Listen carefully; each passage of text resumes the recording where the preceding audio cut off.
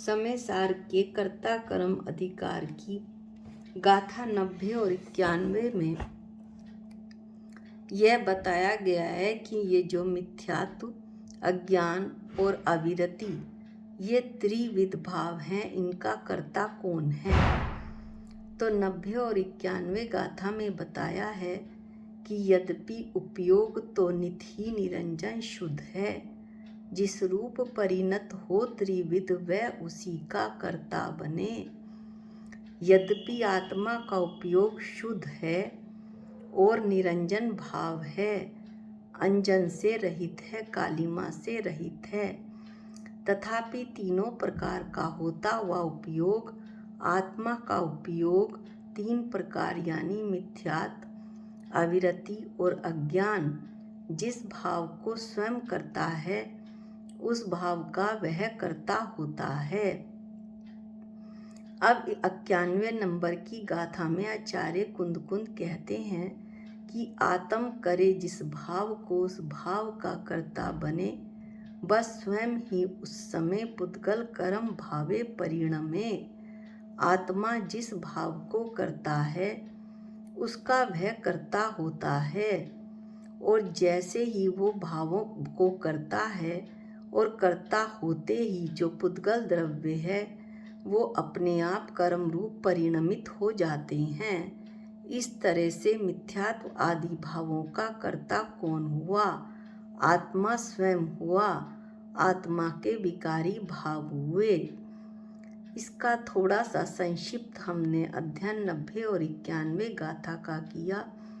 बहुत ही सुंदर गाथा है और डॉक्टर संजीव जी गोधा, जिनका कि अकस्मात ही निधन हुआ, उन्होंने समय सार को पढ़ा रहे थे उन्होंने इसका वर्णन बहुत ही सुंदर तरीके से किया है इन गाथाओं का। अब हम अपने मूल उद्देश्य पर आते हैं। मास्टर डिक्शनरी हम अध्ययन कर रहे हैं, जिसमें कि 6 शब्द हैं। उन शब्दों का अध्ययन कर रहे हैं जिनके 6 भेद हैं। आज जो पहला शब्द है वो है आहार। आहार के 6 भेद हैं।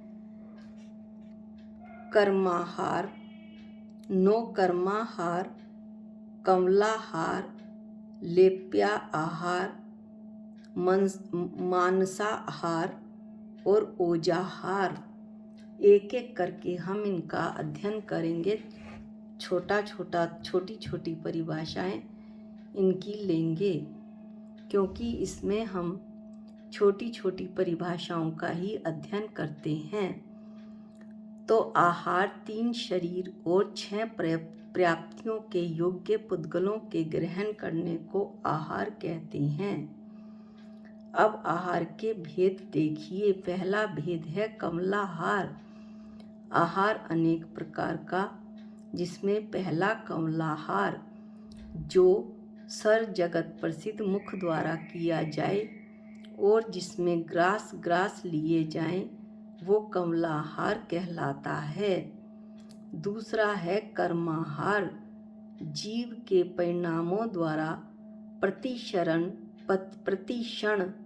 कर्म वर्गणाओं का ग्रहण होना कर्माहार है। इसके बाद है नो कर्माहार, वायुमंडल से प्रतिक्षण स्वत प्राप्त वर्गणाओं का ग्रहण होना नो कर्माहार है। इस तरह से हमने 3 आहार के भेद पढ़े, कमलाहार, कर्माहार और नो कर्माहार। अब हम पढ़ते हैं लेप्याहार। लेप्याहार यानी लेप की तरह जो जिससे चाटा जा सके, जैसे हलवा। इसी तरह से जो 5वां भेद है वो है मानसाहार। मांसाहार को आसिक्त आहार भी कहते हैं। आसिक्त आहार का मतलब है पेय पदार्थ, कांजी, जिसमें भात के कण ना हो, ऐसे मांड आदि। और अगला है जो आखिरी है छठा ओजाहार, उसको सासिक्त आहार भी कहते हैं। जो भात के दानों सहित मांड हो वो सासिक्त या ओजाहार कहलाता है। इस तरह हमने आहार के 6 भेद पढ़े: मानसाहार, कर्माहार, ओजाहार, लेप्याहार, नौकर्माहार और कमलाहार। अगला जो हम पढ़ते हैं शब्द वो है दर्शन। दर्शन के जैन धर्म को छोड़कर 6 भेद इसमें बताए जाएंगे।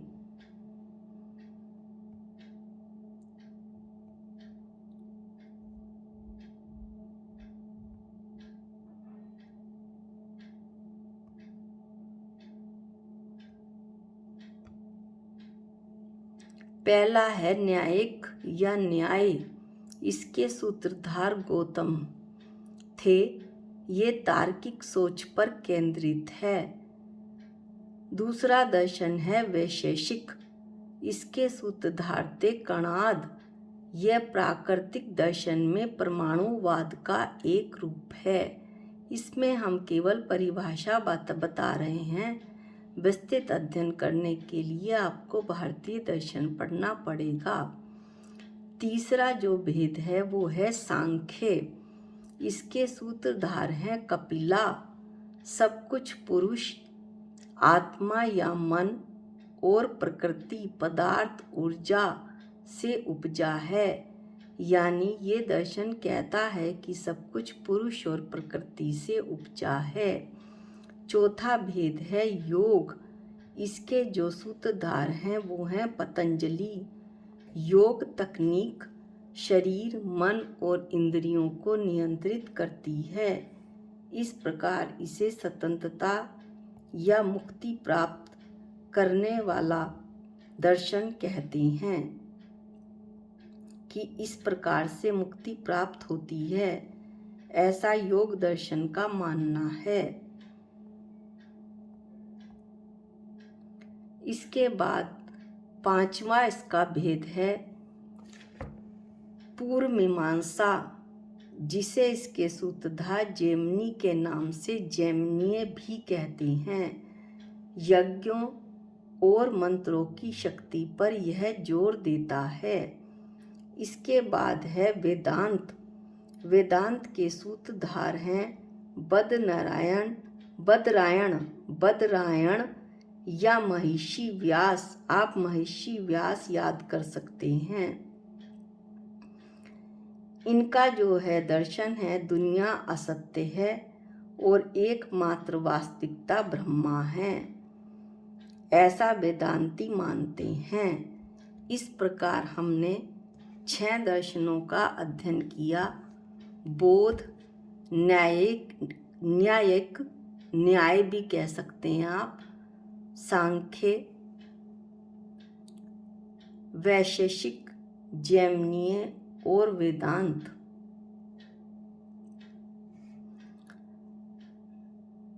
जैन धर्म का वर्णन इसमें नहीं हुआ, वो सर्वविदित है।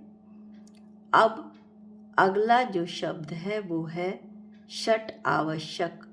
शास्त्र लिखने व पढ़ने से पूर्व ऐसा धवला 1 भाग 1 में ये बताया गया है कि षट आवश्यक यानी मंगल, निमित्त, हेतु, परिमाण, नाम और कर्ता, इन 6 अधिकारों का व्याख्यान करने के पश्चात ही आचार्य शास्त्र का लिखना या व्याख्यान करना प्रारंभ करें।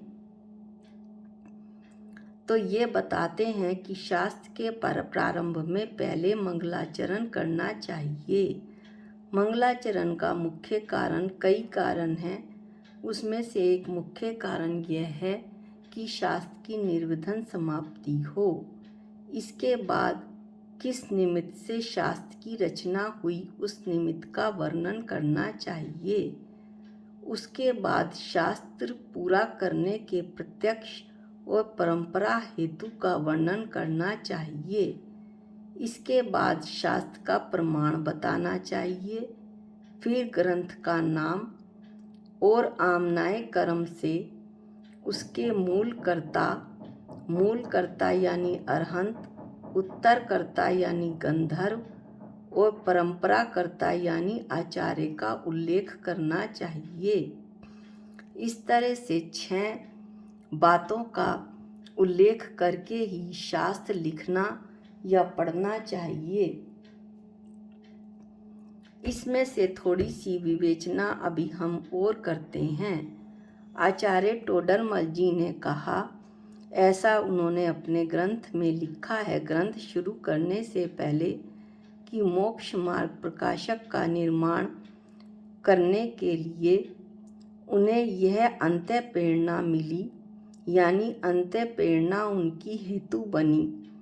परंपरा से हेतु तो आचार्य वो शास्त्रों का लिखना ये है कि शास्त्रों की परंपरा चलती रहनी चाहिए ताकि जैन धर्म चलता रहे। और प्रत्यक्ष हेतु में वे बताते हैं कि उन्हें अंतः प्रेरणा मिली। यह अंतः प्रेरणा हेतु के रूप में उन्हें मिली, वो किस तरह से मिली कि उन्होंने ये सोचा कि जो अल्प बुद्धि वाले जिज्ञासु जीव हैं उनके प्रति उन्हें धर्म अनुराग आया। उन्होंने यह माना कि ये महान शास्त्रों के अर्थ को समझने में सक्षम नहीं, इसलिए उन्हें जन भाषा में सुबोध ग्रंथ बनाने के पवित्र उद्देश्य से उन्होंने इस ग्रंथ का निर्माण किया। इस तरह से जो निमित्त रहा वो अल्प बुद्धि वाले जिज्ञासु जीव रहे, ताकि वो ग्रंथ को जैन धर्म की आमनाओं को सरलता से समझ सकें। और हेतु रहा उनकी अंतः प्रेरणा, उन जीवों के प्रति धर्म अनुराग। अब जो इसमें एक और शब्द बतलाया गया था वो था परिमाण।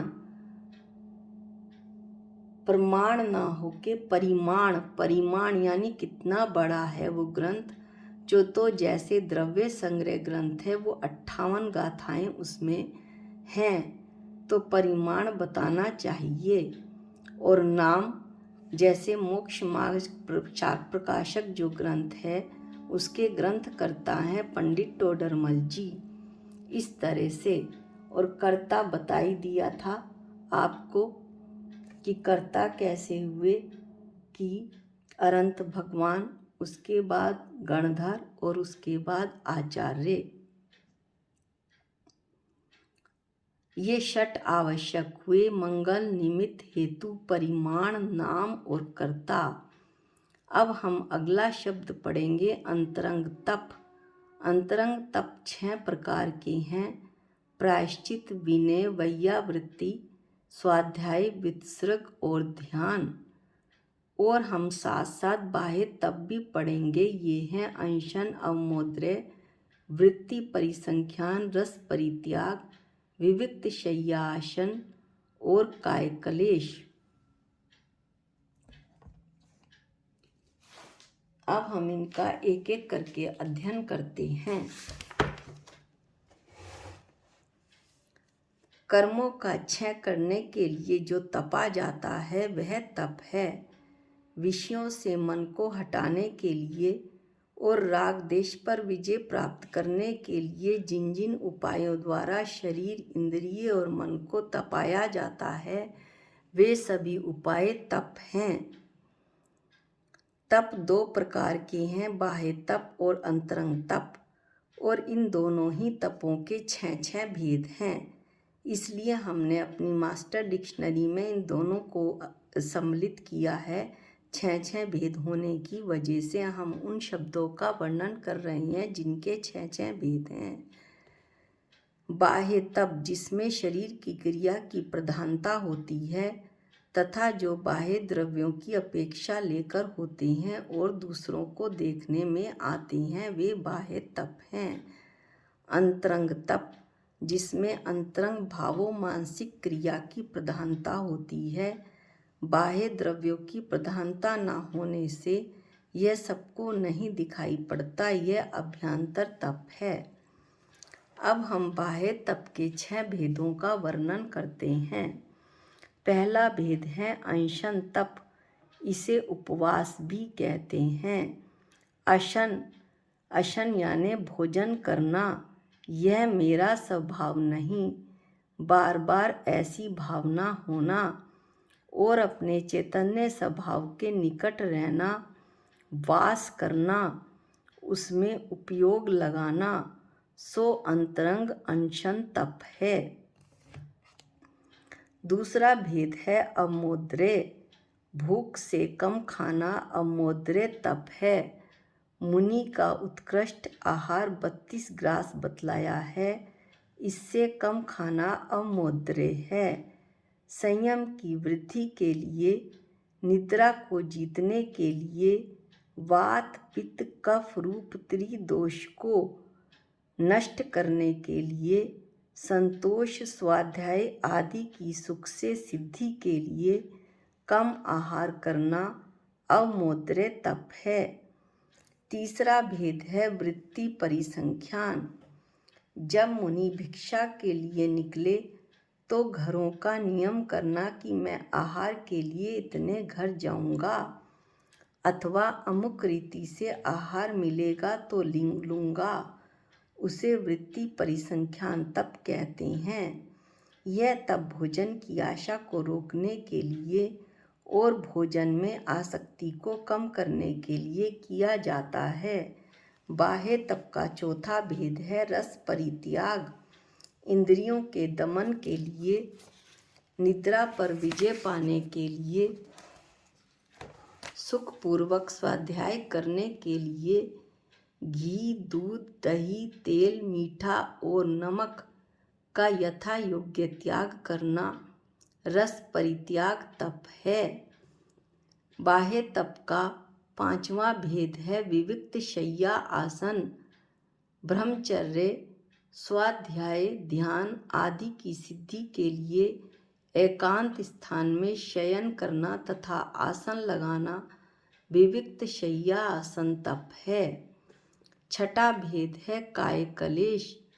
इंद्रिय जनित सुख की इच्छा मिटाने के लिए, शांति पूर्वक परिचय सहने के लिए, मोक्ष मार्ग की अथवा सर्वज्ञ कथित धर्म की प्रभावना के लिए, गर्मी में तप्त पहाड़ के शिखर पर, जाड़ों में नदी किनारे और वर्षा में पेड़ के नीचे खड़ग आसन अथवा पद्म आसन से तप ध्यान करना संयम काय क्लेश तप है। मुनि देह से निर्मम, विषयों से विरक्त और अपने आत्म स्वरूप में लीन रहते हैं, अतः उन्हें काय क्लेश आदि तपों में खेद नहीं होता, भले ही दूसरों को ऐसा प्रतीत हो। वो अपनी देह आदि से निष्प्रय यानी विरक्त होते हैं। उनके चित्त में इसलिए किसी भी प्रकार का शोभ नहीं आता। बाह्य तप पढ़ते हुए ये बात एक और ध्यान देने योग्य है कि परिचय और काय क्लेश में अंतर ये है कि काय क्लेश स्वयं उसके पुरुषार्थ से किया जाता है और परिचय अचानक आ जाता है। इस तरह से वीडियो ज़्यादा लंबी हो जाएगी। हम जो अंतरंग तप हैं और उनके भेद हैं उसका वर्णन हम अगले वीडियो में करेंगे। आज के लिए इतना ही। निज निधि निज में बताई, ये अनंत उपकार है, इसके लिए जिन वाणी माँ को वंदनानंत बार है, वंदनानंत बार है। सबको जय जिनेंद्र।